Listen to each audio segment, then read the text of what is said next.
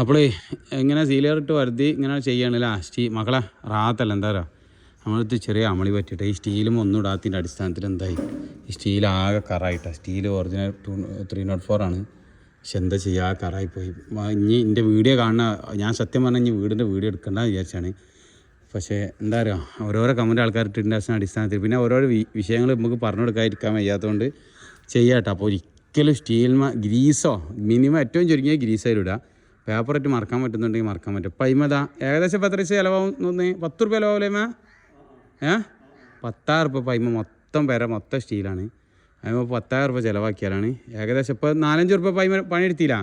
ഇപ്പോൾ സിമെൻറ്റ് തട്ടലും കാര്യങ്ങളും കൂടി 4,000 രൂപേൻ്റെ പണിയായി. ഞാൻ തേപ്പേരെല്ലാം വൃത്തിയാക്കിയെന്നാണ് എൻ്റെ വിചാരം. ഞാൻ ശ്രദ്ധിച്ചു പോയാൽ ഇപ്പോൾ ഇവിടെ പെയിൻ്റ് അടിച്ച് നോക്കുമ്പോഴാണ് സംഭവം അറിയണത്. ഇനിയിപ്പോൾ ഒരു 5,000 രൂപയ്ക്ക് അത് പോളിഷ് ചെയ്യും വേണം. ഓക്കെ അത് പോട്ടെ. ഇനിയിപ്പോൾ അത് ശ്രദ്ധ വിട്ടിട്ട് ചെയ്യുക. എൻ്റെ പെണ്ണുങ്ങളായും തന്നെ പറയുന്നത് ചെയ്യണം എന്ന്. പക്ഷേ ഞാനത് ശ്രദ്ധ പോയി. ആ തിരക്കിൻ്റെ ഇടയിൽ തിരക്കേറിയാൽ കോലത്തെ ചോറ് പോകുന്നതാണല്ലോ. തിരക്കേറിയാലേ കോലത്തെ ചോറ് പോകുന്നതാണ്. അങ്ങനെയാണ് ചൊല്ല്. അപ്പോളേ ചിലവർക്കൊരു സംശയമുണ്ട് ഇതെന്തിനാന്ന് പ്ലാസ്റ്റർ ഓഫ് പാരീസ് എന്തിനാ ഇട്ടിക്കണമെന്ന്. അപ്പം ഞാൻ ഒരു സംശയം തീർക്കാം. ഞാനിപ്പോൾ അങ്ങനെ പിറകു ഇങ്ങനെ വൃത്തിയായി കൊടുക്കട്ടെ ഇവിടെ. പിന്നെ വേറെ സംശയം എന്ന് വന്നു കഴിഞ്ഞാൽ നാളെ വേറൊരു വീഡിയോ ആയിട്ട് ചെയ്യാം.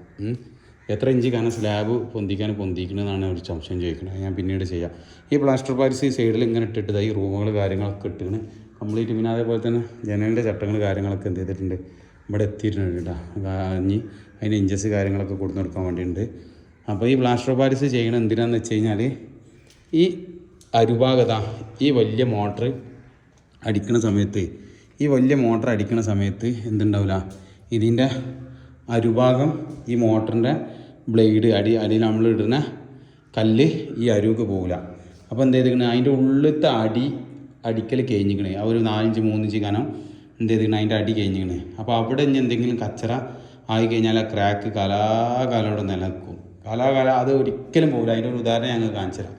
അപ്പോൾ അവിടെ അടച്ചിക്കണേ. കാരണം ആ മരത്തിൻ്റെ കറ ആ ഒരു മാർബിൾ മേലെ അയക്കണേ. അതിന് ഒരിക്കലും പോകുന്നുള്ളത് ചിന്തിക്കേണ്ട. പിന്നെ അതിന് അത്രയും വലിയ പൈസ ഉള്ള സംഭവങ്ങളൊക്കെ ഉണ്ടാവും. അതൊന്നും നമ്മൾ നോക്കണ്ട, നമുക്കിപ്പോൾ താങ്ങൂല. അപ്പോൾ അതിൻ്റെ അടിസ്ഥാനത്തിൽ എന്താണ് ഇവിടെ ഫുൾ അപ്പോക്സിറ്റ് ഇടണം. ഈ സൈഡ് ഫുൾ അപ്പോക്സിറ്റാണ് കംപ്ലീറ്റ്. അപ്പോൾ അപ്പോക്സിറ്റ് ഇട്ടുകൊണ്ട് ഇവിടെ രണ്ടാമത് അടിക്കണതിന് മുന്നേ എന്ത് ചെയ്യും അത് ഫുള്ള് ബ്ലേഡ് വെച്ചിട്ട് കംപ്ലീറ്റ് എന്ത് ചെയ്തു ചുരണ്ടി വൃത്തിയാക്കിയിട്ട് സംഭവം സെറ്റാക്കിയിട്ട് എടുക്കും. അടിയിലൊരു പേപ്പർ ഇട്ട് കൊടുക്കാൻ പറ്റുന്നുണ്ടെങ്കിൽ ആ പേപ്പറോടൊക്കെ ഇങ്ങോട്ട് പോയിട്ട് പേപ്പർ ഇട്ട ഭാഗങ്ങൾ കാണിച്ചാൽ ചില ഭാഗം പേപ്പർ ഇട്ടിട്ടുണ്ട്. അപ്പോൾ ഈ സീറ്റ് ഔട്ടിലൊക്കെ എന്ത് ചെയ്തിട്ടുണ്ട് ഒരു പേപ്പർ ഇട്ടിട്ടുണ്ട് കേട്ടോ. ഇവിടെ പേപ്പർ ഇട്ടിക്കണ്. പക്ഷേ ചില ഭാഗത്ത് എന്ത് ചെയ്തിട്ട് പേപ്പർ ഇട്ടിട്ട് അപ്പോൾ എന്ത് ചെയ്താൽ മതി കുട്ടിപ്പിളയുടെ ഇട്ടുകൊണ്ട് പഠിച്ചെടുത്താൽ മതി എന്ന് മൂപ്പർ പറഞ്ഞത്. പിന്നെ ബാക്കിയുള്ള ഭാഗങ്ങളൊക്കെ ഷീറ്റ് കാര്യങ്ങളൊക്കെ ഇട്ട് നല്ല സെറ്റാക്കിയാണ്. എന്തായാലും ഞാൻ പോട്ടെ. നമ്മളിപ്പോൾ ഇവിടെയൊക്കെ ക്ലീനാക്കി ഒരാൾ ബുദ്ധിമുട്ട് ആണടിച്ചിരിക്കണം. നമ്മളെ വീട് പോലെ നമ്മൾ ശ്രദ്ധിച്ചിട്ട്. പക്ഷേ എന്താ ചെയ്യുക, ശ്രദ്ധിക്കാൻ കഴിയണമെങ്കിൽ അത്രത്തോളം ശ്രദ്ധിക്കാൻ കഴിയുമില്ല ആർക്കും. അപ്പോൾ അതിൻ്റെ അടിസ്ഥാനത്തിൽ ഇവർ എന്ത് ചെയ്തിരിക്കണേ ഫുള്ള് എന്ത് ചെയ്ത് ചുരണ്ടി വൃത്തിയാക്കി പിന്നെ ഇത് അടിച്ചുകൊണ്ടിരിക്കുക കേട്ടോ. അപ്പോൾ എന്ത് ചെയ്യുക അത് അവരങ്ങനെ ആ പണി തുടർന്നുകൊണ്ടിരിക്കുന്നുണ്ട്. ജനലും കട്ടിലും ഇതൊക്കെ എന്ത് ചെയ്യുന്നുണ്ട് ഇങ്ങനെ വൃത്തിയാക്കി വരുന്നുണ്ട് കേട്ടോ. ഓക്കെ അത് വേണ്ടി നമ്മൾ ഓക്കെ അതിങ്ങനെ വൃത്തിയാക്കി പോകുന്നുണ്ട്. ഇന്നിപ്പോൾ ഇത് ഫുള്ള് എല്ലാം അടിച്ചിടും. പിന്നെ എന്താ ചെയ്യുക നാളെ ഈ സെക്ഷൻ കഴിഞ്ഞാലുള്ള ചോദ്യമാണ്. ഈ സെക്ഷൻ കഴിഞ്ഞാൽ 2-3 കോട്ട് അടിക്കണം. എന്നിട്ട് അതിന് കുത്തിയിടാണ്ട് കുത്തിയിട്ട് ശരിയാക്കാണ്ട് റെഡിയാക്കാണ്ട് അല്ലേ. പെരുന്നാളാണ്ട് കഴിയൂല മിക്കവാറും. പെരുന്നാൾ വേണാണ്ട് കഴിഞ്ഞു പോകും. ഇൻഷാല്ലാ അള്ളാഹു ബർക്കത്ത് ചെയ്യട്ടെ. എന്തായാലും വേണ്ടില്ല അത് നടത്തിക്കൂടി. അപ്പോൾ എന്താ പറയുക അപ്പോൾ ഇതിങ്ങനെയൊക്കെയാണ് കത്തിട്ട. ഓക്കെ യൂട്യൂബിൽ വർക്കത്തുണ്ട് എനിക്ക് മനസ്സിലാക്കണേ. അല്ലെ ഇപ്പോൾ ഇത് എടുക്കൂലല്ലോ നമ്മൾ ഇത്.